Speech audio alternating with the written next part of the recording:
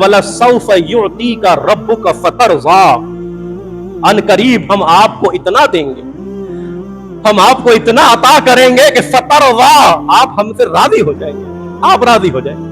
کتنا دیں گے پتہ نہیں، عطا مطلق ہے، پتہ نہیں کتنا دیں گے۔ آپ کیسے راضی ہوں گے، کتنا راضی ہوں گے، رضا مطلق ہے، پتہ نہیں۔ عطا بھی مطلق کریں گے، رضا بھی مطلق کریں گے، ہم آپ کو اتنا دیں گے آپ ہم سے راضی ہوں گے۔ وَلَسَوْفَ يُعْطِيكَ رَبُّكَ فَتَرْضَىٰ أَلَمْ يَجِدْكَ يَتِيمًا فَآوَىٰ، پیغمبر ہم نے آپ کو یتیم پایا، مکہ کا یتیم پایا تو ہم نے آپ کو ٹھکانہ نہیں دیا۔ الم یجد کا یتیمن فآویٰ، آپ یتیم تھے۔ لوگ سمجھتے ہیں کہ اگر آج بچہ یتیم ہو گیا اب اس کا کوئی ٹھکانہ نہیں ہے، اب اس کا کوئی پرسان حال نہیں ہے۔ میرے نبی کی سیرت کا مطالعہ کرو، مکے کے در یتیم کو اللہ نے کائنات کا سردار بنا دیا۔ کون کہتا ہے کہ یتیم کا کوئی پرسان حال نہیں؟ تمام قسم کی تعریفات اللہ وحدہ لا شریک، مالک ارض و سما، خالق کائنات کے لیے ہیں،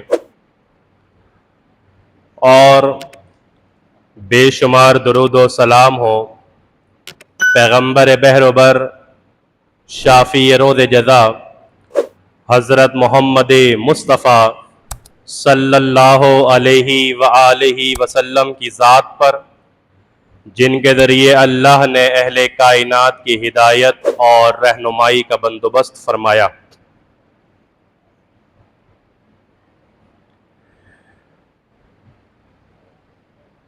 خطبہ عید الفطر کے بعد آپ دوستوں کے سامنے یہ پہلی ملاقات ہے،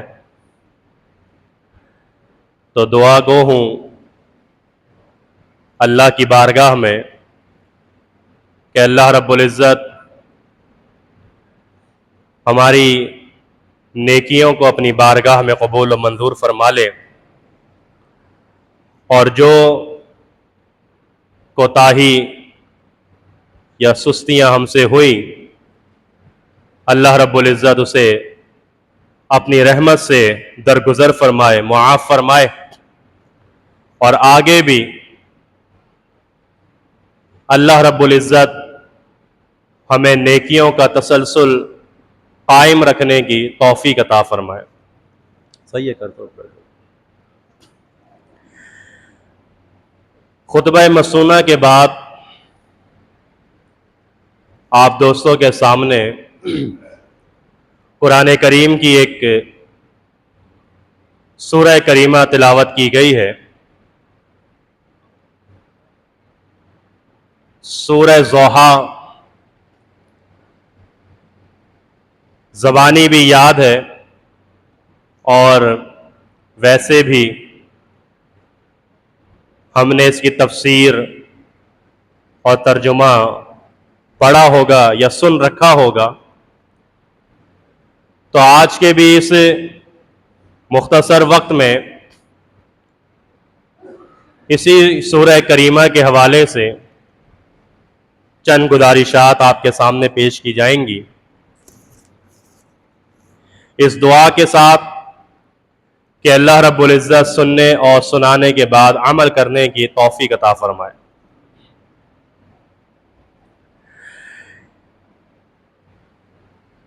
سورہ کریمہ کا آغاز ہوتا ہے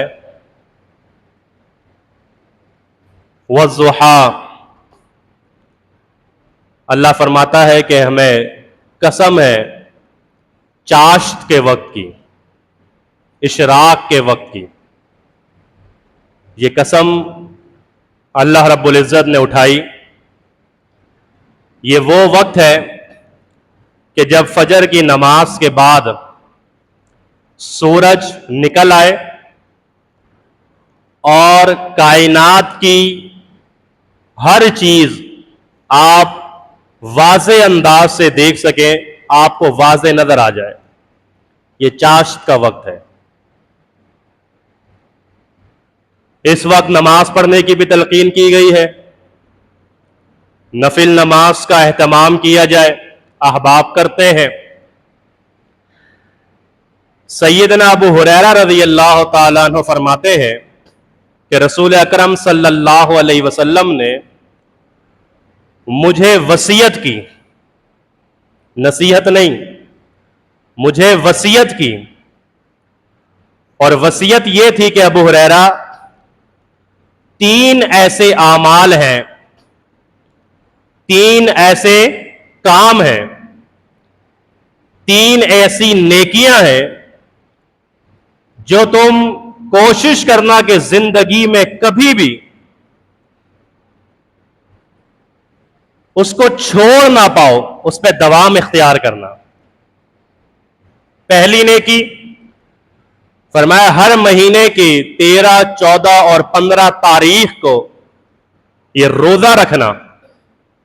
فرمایا تمہیں پہلی نیکی کی وصیت میں یہ کرتا ہوں کہ کوشش کرنا کہ اس پہ تمہیں دوام حاصل ہو جائے، 13، 14 اور 15 ہر مہینے کی۔ دوسری وصیت یہ ہے کہ اس وقت تک تم رات کو مت سونا جب تک کہ وتر کی نماز ادا نہ کر لو۔ وتر کی نماز ادا کرنے سے پہلے سونا مت، نماز وتر ادا کر کے فرمایا سویا کرنا۔ یہ تو میں دوسری وصیت کرتا ہوں۔ اور تیسری اور اہم وصیت یہ ہے کہ چاشت کی نماز، فجر کی نماز کے بعد جب سورج نکل آئے اور کائنات کی ہر چیز واضح ہو جائے تو 2 رکعت نفل نماز کو ادا کرنا۔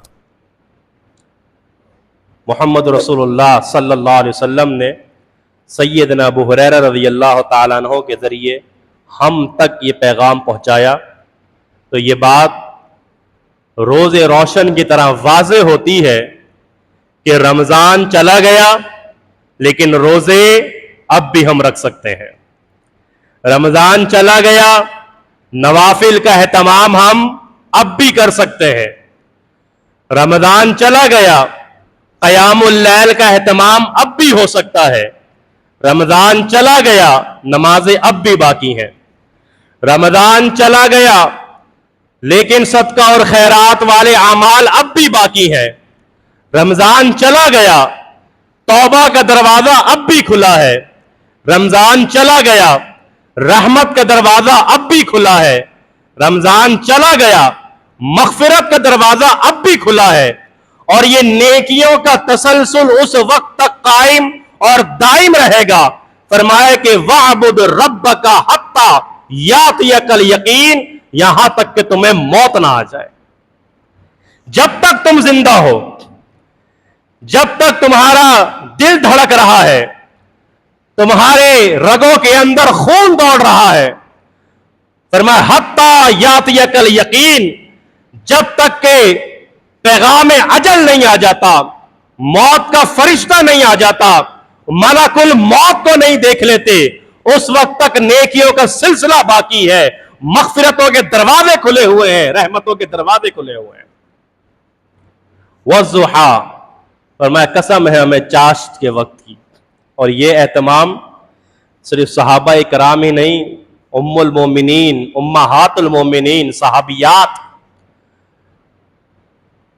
سیدہ عائشہ صدیقہ طیبہ طاہرہ رضی اللہ تعالی عنہ، جب کائنات کی چیز واضح ہو جاتی، سورج نکل آتا تو 2 رکعت چاشت کی نماز پڑھنے کے لیے کھڑی ہوتی اور باندی کہتی ہے کہ ہم ان آیات کو سنا کرتے تھے، وہ ان آیات کی تلاوت کیا کرتی تھی سورہ قلم کی، اور کہا کرتی تھی، پڑھا کرتی تھی کہ اللہ تیرا شکر ہے کہ تو نے ہمیں عذاب سمون سے محفوظ رکھا۔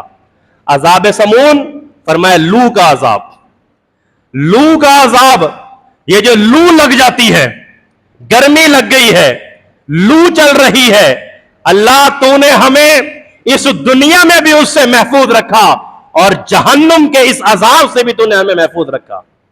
اور وہ کیوں؟ فرماتی ہیں کہ اس لیے کہ ہم اس سے قبل یہ دعا کیا کرتے تھے کہ یا اللہ ہمیں اس عذاب سمون سے محفوظ رکھ۔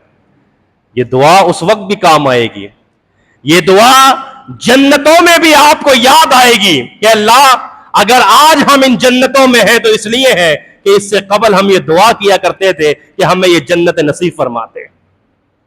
ہم دعا کیا کرتے تھے ہمیں جنت الفردوس عطا فرماتے. ہم دعا کیا کرتے تھے ہمیں جنت کی نعمتیں عطا فرماتے.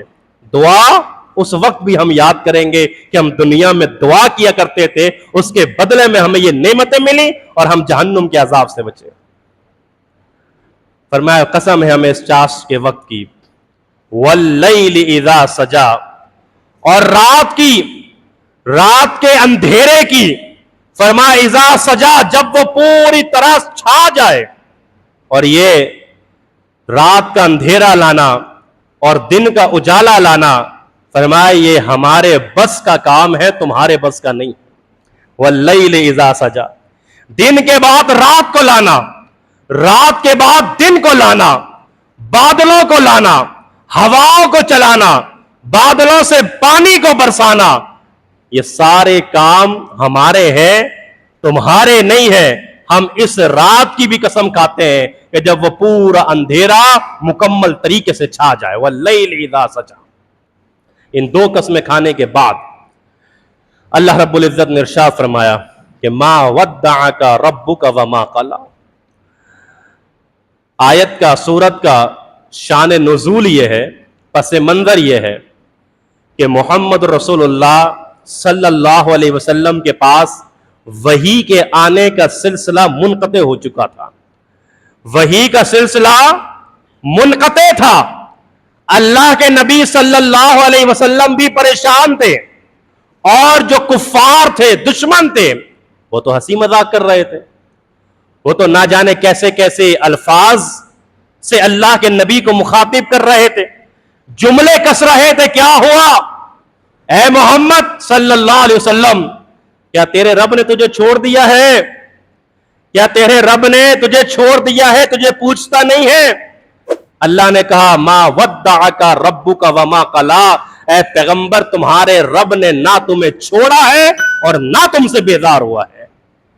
ما ودعک ربک وما قلی, پیغمبر ہم نے آپ کو نہیں چھوڑا ہے, ہم نے آپ کو نہیں چھوڑا ہے. ہم نے تو ابھی وہ کچھ کرنا ہے کہ ان کی سوچ ہے کہ ہم آپ کو کیا مقام اور کیا مرتبہ دینے والے ہیں. ما ودعک ربک وما قلی, پیغمبر ہم نے آپ کو نہیں چھوڑا ہے, ہم نے آپ کو نہیں چھوڑا ہے. ہم نے تو آپ کو کائنات کا سب سے بڑا اعزاز نصیب کیا ہے, اور وہ سب سے بڑا اعزاز کیا ہے؟ وہ رسالت کا اعزاز ہے, وہ منصب رسالت کا منصب.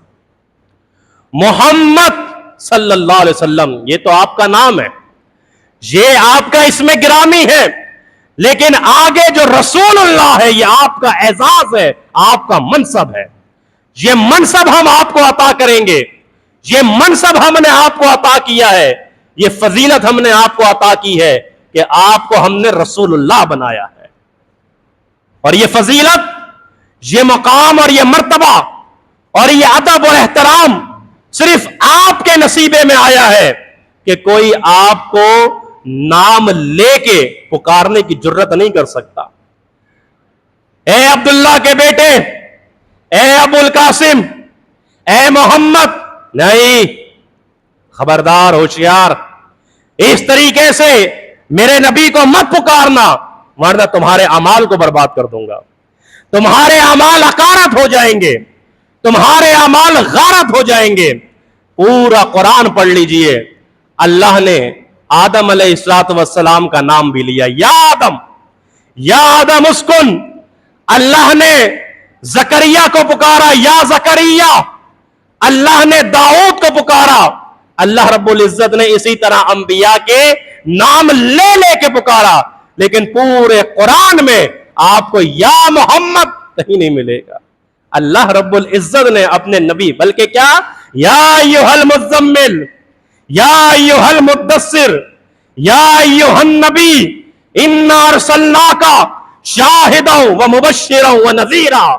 اس طریقے سے اور اس محبت سے اور اس شفقت سے اللہ رب العزت اپنے محمد صلی اللہ علیہ وسلم کو پکار رہا ہے, اپنے رسول کا. ما ودعک ربک وما قلی, ہم نے آپ کو کب چھوڑا, ہم نے آپ کو تنہا کبھی نہ چھوڑا. حتیٰ کہ جب آپ کے والد گرامی کا انتقال ہو گیا، آپ کے اس دنیا میں آنے سے پہلے آپ کے والد کا انتقال ہو چکا، تو ہم نے آپ کو ماں کی ممتا نصیب فرما دی.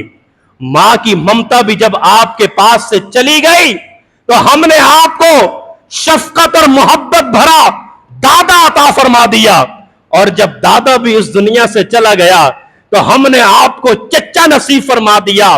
ما ودعک ربک وما قلی. بتائیے ہم نے آپ کو تنہا کہاں چھوڑا ہے؟ ہم نے آپ کو نہیں چھوڑا ہے. یہ ان کی باتیں ہیں، یہ ان کی بکواسیات ہیں، یہ ان کی فضول الفاظ ہیں جو یہ کہہ رہے ہیں. ما ودعک ربک وما قلی. پوری کائنات میں ہم نے آپ کا ڈنکا بجایا ہے، پوری کائنات میں ہم نے آپ کو وہ مقام دیا ہے جو اس کائنات کے کسی ایک شخص کا بھی نہیں ہے. وَرَفَعْنَا لَكَ ذِكْرَكَ. ہمارا ذکر جہاں ہوتا ہے، اللہ کا ذکر جہاں ہوتا ہے، وہاں رسول اللہ کا ذکر بھی ہوتا ہے، وہاں اللہ کے نبی کا ذکر بھی ہوتا ہے. نماز ہو یا اذان ہو، محمد صلی اللہ علیہ وسلم کی رسالت کی گواہی نہ دو، پیغمبر پہ درود نہ پڑھو، نہ تمہاری نماز مکمل ہے، نہ تمہاری اذان مکمل ہے. ہم نے آپ کو کہاں چھوڑا ہے؟ ہم نے تو یہاں تک کہا ہے کہ جو آپ پر ایک مرتبہ درود پڑے، من صلی علیہ مرتن فتح اللہ لہ بابا من العافیہ، ہم اس کے لیے رحمتوں کے دروازے کھول دیتے ہیں. اور آپ پہ درود، ان اللہ وملائکتہ یصلون علی النبی، آپ پہ درود ہم بھی بھیجتے ہیں، اللہ کے مقرب فرشتے بھی بھیجتے ہیں. یا ایھا الذین آمنوا، اور کائنات میں بسنے والے تمام مومنوں اور تمام مسلمانوں، مرد ہو یا عورت ہو، صلو علیہ وسلم تسلیما، اپنے پیغمبر پہ درود پڑھا کرو، کثرت سے درود پڑھا کرو، درود ابراہیمی پڑھا کرو، اللہ کے نبی کا نام سن لو، درود پڑھو، چلتے پھرتے اللہ کے نبی پہ درود پڑھو، خصوصاً سید الایام جمعے کے دن کثرت سے درود پڑھو. درود پڑھنے سے بھی جہاں اللہ کے ذکر سے عزتیں ملتی ہیں، وہاں محمد کے ذکر کرنے سے بھی عزتیں ملتی ہیں صلی اللہ علیہ وسلم. ہم اللہ کے نبی کا ذکر کریں، اللہ کے نبی کی تعریف اور توصیف بیان کریں. اللہ نے تو کر دی وَرَفَعْنَا لَكَ ذِكْرَكَ، اب اس سے بڑھ کے کوئی تعریف ہو سکتی ہے؟ لیکن اگر میں تعریف اور توصیف اور تحمید اپنے پیغمبر کی بیان کروں، حمد ثنا، تو اس کی وجہ یہ ہوگی کہ میں اپنی عزت کے اندر اضافہ کر رہا ہوں. میں درود پڑھ رہا ہوں، میری اپنی عزت میں اضافہ ہو رہا ہے، میرے اپنے اعمال میں اضافہ ہو رہا ہے، میری اپنی نیکیوں میں اضافہ ہو رہا ہے، میرے اپنے گناہ معاف ہو رہے ہیں، میرے اپنے درجات بلند ہو رہے ہیں ذکر محمد صلی اللہ علیہ وسلم کا. ما ودعک ربک وما قلی، ہم نے آپ کو نہیں چھوڑا. وَلَلْآخِرَةُ خَيْرٌ لَكَ مِنَ الْأُولَىٰ، اور فرمائے کہ وہ جو وقت آنے والا ہے، وہ جو آخرت ہے، وہ جو ہمیشگی کی منزل ہے، جو انجام ہے، وہ آپ کے آغاز سے بہت بہتر ہے. آپ کا انجام بہت بہتر ہے. انجام یہ آپ کا آغاز ہے، یہ دنیا یہ آپ کی آغاز ہے. اور یہاں آپ لوگوں کی باتیں سن رہے ہیں، سن لے، کوئی بات نہیں. وَلَلْآخِرَةُ خَيْرٌ لَكَ مِنَ الْأُولَىٰ، ہمارے پاس آئیں وہ آخرت سب سے بہتر ہے، ہمارے پاس کی نعمتیں سب سے بہتر ہے. اور ایک موقع پہ قرآن میں سورہ فرقان میں لوگوں نے کہا تھا نا کہ یہ محمد ہے، یہ رسول ہے، یہ اللہ کے بھیجے ہوئے رسول ہیں، تو ان کے اوپر کوئی اوپر سے خزانے نازل کیوں نہیں ہوتے؟ کوئی خزانے ان کے لیے نازل کیوں نہیں ہوتے؟ ان کے آگے پیچھے باڈی گارڈ کیوں نہیں چلتے؟ آسمان سے کوئی فرشتوں کا نزول کیوں نہیں ہوتا؟ ایک جماعت چلے پوری فرشتوں کی، باڈی گارڈ چلے ان کے ساتھ. اگر یہ رسول ہیں، ان کے پاس تو خزانوں کے ڈھیر ہونے چاہیے تھے. اللہ نے پتہ اس سوال کا کیا جواب دیا تھا اس اعتراض کا؟ اللہ نے کہا تبارک الذی ان شاء جعل لک خیرا. اللہ تو وہ بابرکت ذات ہے کہ آپ کو وہ سب کچھ عطا کر دے اور اس سے بہتر عطا کر دے جو یہ کہہ رہے ہیں. جو یہ کہہ رہے ہیں اس سے بہتر ہم آپ کو عطا کر سکتے ہیں. وَيَجْعَلْ لَكَ قُصُورًا، عظیم الشان محلات دے سکتے ہیں، عظیم الشان بلڈنگیں عمارتیں دے سکتے ہیں، مال و متاع دے سکتے ہیں. لیکن وجہ پتہ ہے کیا؟ یہ جو کہہ رہے ہیں بکواس کرتے ہیں وہ اس لیے کہ ان کو مر کی جی اٹھنے کی امید نہیں. مر کے یہ ہماری عدالت میں کھڑے ہوں گے، ان کو یہ امید نہیں ہے، اسی وجہ سے یہ بات کرتے ہیں. تو سن لو، اللہ مجھے اور آپ کو یہ پیغام دے رہا ہے، تمہارا آغاز چاہے جیسا بھی ہو، تمہاری دنیا چاہے جتنی مشکلات میں ہو، وَلَلْآخِرَةُ خَيْرٌ لَكَ مِنَ الْأُولَىٰ، لیکن اگر یہاں تم نے اللہ کو منا لیا، وہ تو پھر جو زندگی آنے والی ہے سب سے اولا اور بہترین زندگی ہے تمہارے لیے۔ قُلْ مَا عِندَ اللَّهِ خَيْرٌ مِّنَ اللَّهْوِ وَمِنَ التِّجَارَةِ وَاللَّهُ خَيْرُ الرَّازِقِينَ۔ جمعے کے دن تم کیا سوچتے ہو کہ تجارت، کاروبار، خرید و فروخت، یہ کام دھندا نمٹا کر میں مسجد میں نماز پڑھنے کے لیے چلا جاتا ہوں، اپنے سارے معاملات کو نمٹا کر 2 رکعت نماز پڑھنے کے لیے یہاں آ جاتا ہوں؟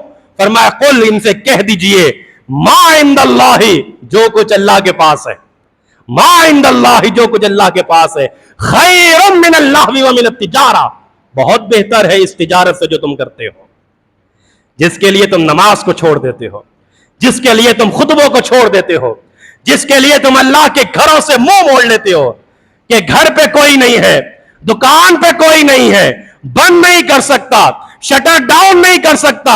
اللہ کہتا ہے خیر من اللہ ومن التجارہ، جو ہمارے پاس ہے وہ سب سے بہتر ہے، آؤ ہمارے پاس، ہم دیں گے تمہیں۔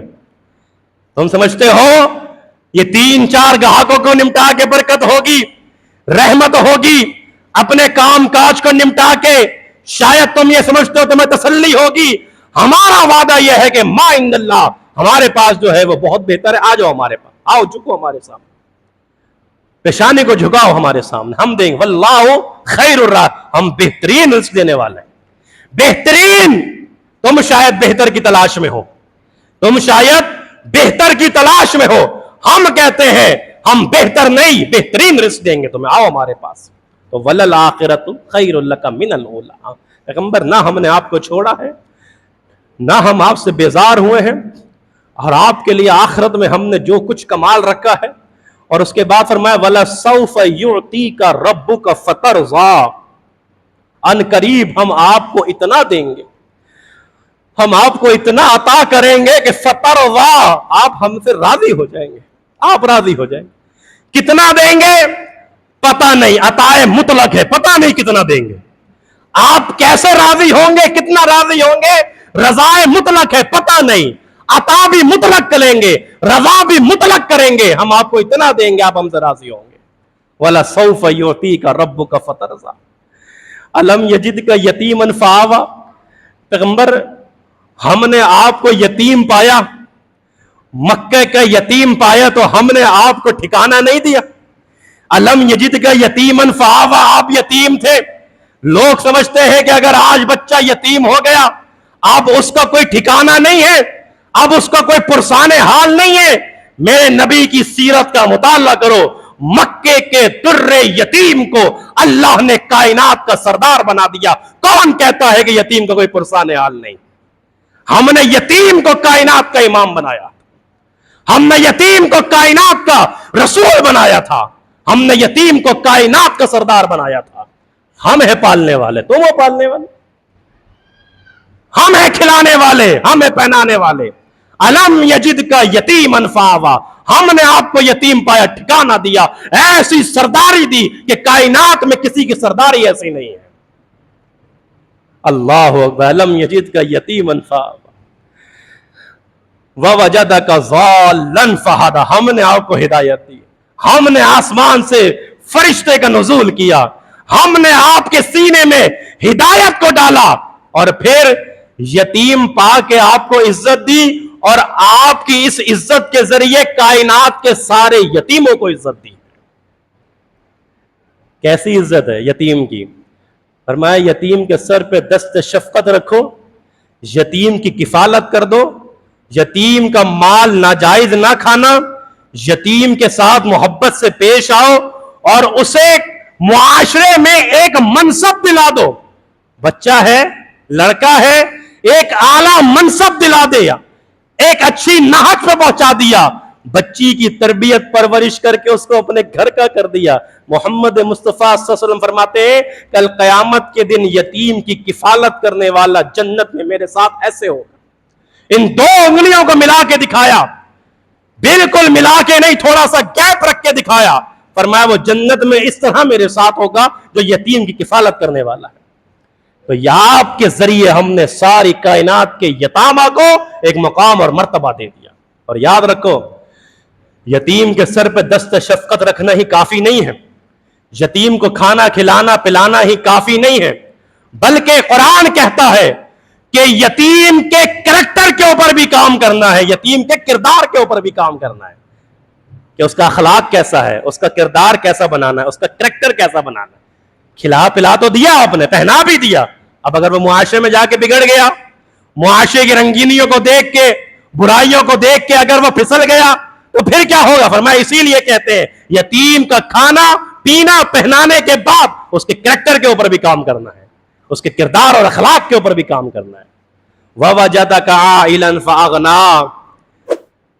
اللہ اکبر. فرمایا کہ آپ تنگ دست سے ہم نے آپ کو غنی کر دیا. آپ کو تنگ دستی میں غنی کرنے والے کون ہیں؟ ہم ہیں. اور وہ کیسے غنی کیا؟ فرمایا باپ نہیں تھا, ماں کی محبت دی, ماں چلی گئی, دادا نے پالا, دادا چلا گیا, چچا کے حوالے کر دیا گیا, چچا چلے گئے, آپ کو کائنات کے اندر, معاشرے کے اندر عزت چاہیے تھی, ہم نے مکے کی مالدار خاتون سے آپ کا نکاح کرا دیا. اللہ اکبر. وَوَجَدَكَ عَائِلًا فَأَغْنَا. تنگ دست ہم نے مالدار عورت سیدہ خدیجۃ الکبریٰ رضی اللہ تعالیٰ عنہ سے آپ کا نکاح کرایا, اور پھر آپ کو ان کو مال عطا کیا, اللہ نے آپ کو مالدار بنا دیا. وَوَجَدَكَ عَائِلًا فَأَغْنَا. ہم نے آپ کو غنی کی. اب یہ تین کام ہم نے کیے. الم یجدک یتیما فآویٰ, ووجدک ضالا فہدیٰ, ووجدک عائلا فأغنیٰ. اب آگے کچھ کام آپ نے کرنے ہیں. وہ کام کیا ہے؟ فأما الیتیم فلا تقہر. آپ نے کسی یتیم کو جھڑکنا نہیں ہے. فلا تقہر, تحقیر نہیں کرنی, اس کی بے عزتی نہیں کرنی, اس کو حقیر نہیں کرنا, حقیر نہیں جاننا. فرمایا اگر تم ایسا کرو گے, أَرَأَيْتَ الَّذِي يُكَذِّبُ بِالدِّينِ فَذَلِكَ الَّذِي يَدُعُ الْيَتِيمَ. آپ نے ایسے شخص کو دیکھا جو قیامت کے دن کو جھٹلاتا ہے؟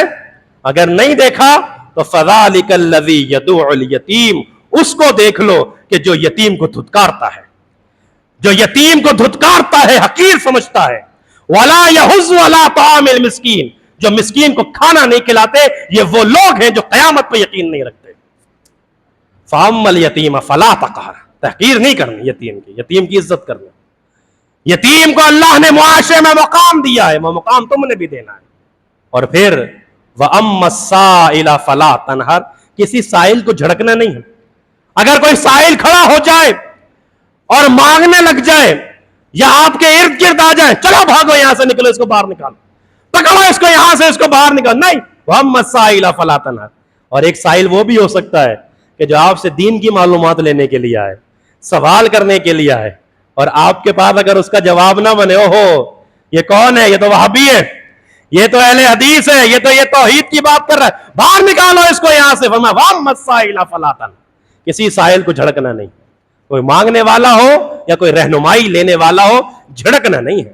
اور آگے تیسری بات اور آخری بات فرمایا وَأَمَّا بِنِعْمَتِ رَبِّكَ فَحَدِّثْ. جو نعمتیں تجھے تیرے رب نے عطا کی ہیں وہ نظر آنی چاہیے, وہ نظر آنی چاہیے. ارے کروڑ پتی ہے, کروڑ پتی ہے, جائیدادیں ہیں, لباس ایسا ہے, حلیہ ایسا بنائے وہ دل چاہ رہے 50 روپے نکال کے اس کے ہاتھ پہ رکھ دو. فرمایا نہیں, نظر آنا چاہیے. اللہ نے دیا ہے, اللہ نے عطا کیا ہے, اللہ نے نوازا ہے, نظر آنا چاہیے, کیونکہ اللہ کی نعمتوں کی شکر گزاری ہے. اللہ نے اتنا مال دیا ہوا, اتنی دولت دی ہوئی ہے, نہ گاڑی ہے, نہ اچھا لباس ہے, نہ حلیہ اچھا ہے, سارا پیسہ ڈم کر کے رکھا ہوا ہے, اپنے اوپر خرچ نہیں کرتا. اللہ اکبر. فرمایا اللہ کی نعمتیں ہیں, اللہ کی نعمتیں نظر آنی چاہیے, اللہ نے نعمتیں دی ہیں, نظر آنی چاہیے. وَأَمَّا بِنِعْمَتِ رَبِّكَ فَحَدِّثْ. اور پھر یہ بھی یاد رکھیے, اللہ نے سورۃ تکاثر میں فرمایا جتنی نعمتیں ہیں, دولت ہے, شہرت ہے, عزت ہے, رتبہ ہے, علم ہے, جتنی نعمتیں ہیں, ثُمَّ لَتُسْأَلُنَّ يَوْمَئِذٍ عَنِ النَّعِيمِ. پھر ان نعمتوں کے بارے میں تم سے سوال کیا جائے گا. ٹھنڈا پانی پیتے تھے جی، سوال کیا جائے گا. دولت تھی بہت زیادہ، کہاں خرچ کر دی؟ سوال کیا جائے گا. عزت تھی، رتبہ تھا، علم تھا، جی تھا، کتنا عمل کیا؟ پوچھا جائے گا. ثم لتسألن یومئذ عن النعیم، جتنی نعمتیں اتنے سوال تم سے کیے جائیں گے. یہ سورہ ضحیٰ کا مختصر سا ترجمہ اور تشریح اور محمد رسول اللہ صلی اللہ علیہ وسلم کی سیرت اور اخلاق اور کردار کے حوالے سے چند باتیں آپ کے سامنے گوشت گزار کی گئی ہیں. اللہ سے دعا کریں کہ اللہ رب العزت سننے اور سنانے کے بعد عمل کرنے کی توفیق عطا فرمائے. ہم سب کا خاتمہ ایمان پہ فرمائے. یا اللہ جب تک زندہ ہے اسلام پہ زندہ رکھنا، اور موت دے تو شہادت کی موت نصیب فرما. وما علینا الا البلاغ المبین.